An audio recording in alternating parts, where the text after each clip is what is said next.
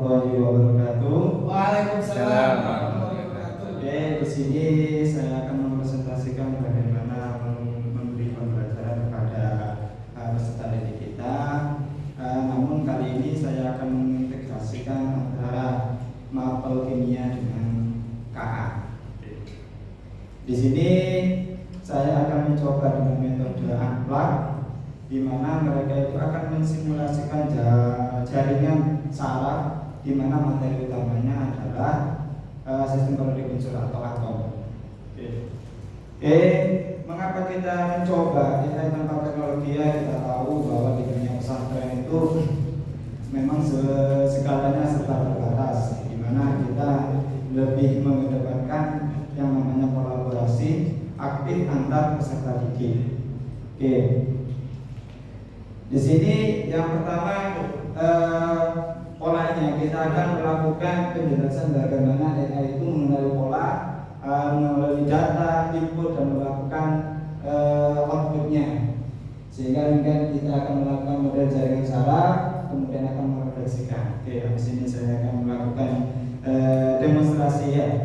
Selanjutnya di sini ada dasar pola. Nah, di mana atom itu bekerja itu melalui pola. Ada aturan-aturan yang di mana itu aturan Abbau, Ham, dan larangan Pauli. Nah, ini akan diberikan ketika mereka itu sudah bisa melakukan menuliskan konfigurasi elektron, sehingga ini akan bagaimana siswa itu tahu keteraturan pola di dalam tabel periodik unsur, mulai dari sifat logamnya, mulai dari sifat non-logamnya, bagaimana karakteristik jari-jari atom yang ada dalam tabel periodik, sehingga tabel periodik itu disusun berdasarkan sifat-sifatnya atau keteraturan polanya.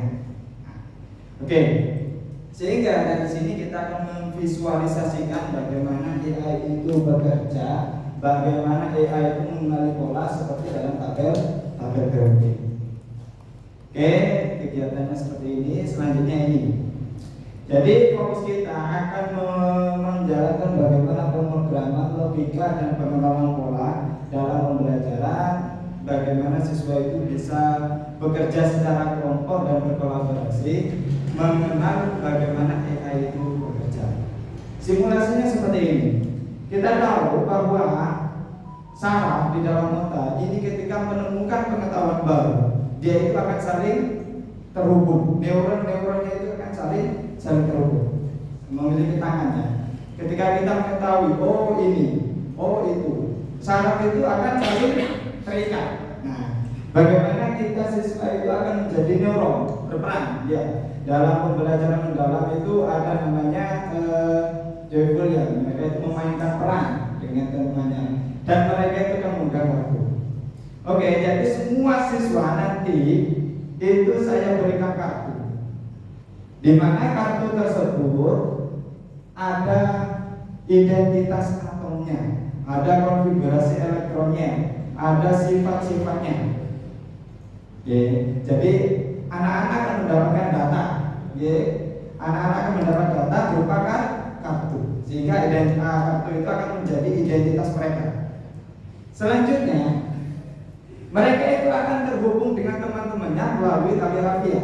Selayaknya adalah saraf di dalam saraf itu ada neuron penghubungnya adalah tali rafia. Nah, tali rafia ini akan dihubungkan melalui elektron valensi kalau di kimia ya. Kemudian guru akan menyebutkan kategori. Contohnya ini. Dengan sedangkan saya kasih kartu, di mana kartu tersebut memiliki identitas masing-masing. Bisa simulasi nggak? Iya. Ya seakan-akan. Seakan-akan coba dengan semuanya membuka kartu. Ya. Nah, membuka kartu ya. Dengan harus memahami kartu tersebut itu elektron valensinya berapa, layarnya itu logamnya itu logam atau non logam atau apa. Dengan harus memahami. Kemudian ada pola yang akan saya sebutkan, di mana ketika pola tersebut saya sebutkan, kalian harus terhubung ketika memiliki karakteristik yang sama. Contohnya di sini, kalau kalian elektronnya beraliran 2, maka kalian harus saling terhubung. Ketika saling terhubung, ada pola Yang logam silakan tepuk tangan. Jadi akan memahami pola. Meskipun nanti misalkan ini dua, itu dua, maka akan saling terikat nanti. Yang mana misalkan yang berakhiran satu, ini satu, berarti nanti akan saling terikat melalui tali rafia. Ini layaknya bagaimana neuron-neuron itu saling terhubung di saraf. Nah, ya mungkin ini akan memakan banyak waktu ketika nanti pembelajaran seperti ini. Karena saya ingin mencoba anak itu kolaborasi. Karena kemarin saya terapkan di KA itu kebanyakan menggunakan metode plugnya.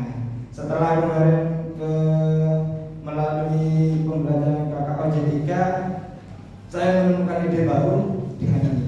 Nah, nanti akan saya terapkan ketika di materi konfigurasi elektron. Nah, dan saya rasa ini akan menarik. Karena apa? Mereka itu akan berbagai peran, merasakan sendiri bagaimana dia itu sebagai atom di dalam tabel periodik. Oh, saya kalau kategori saya logam, maka saya harus sadar bahwa saya ini adalah logam.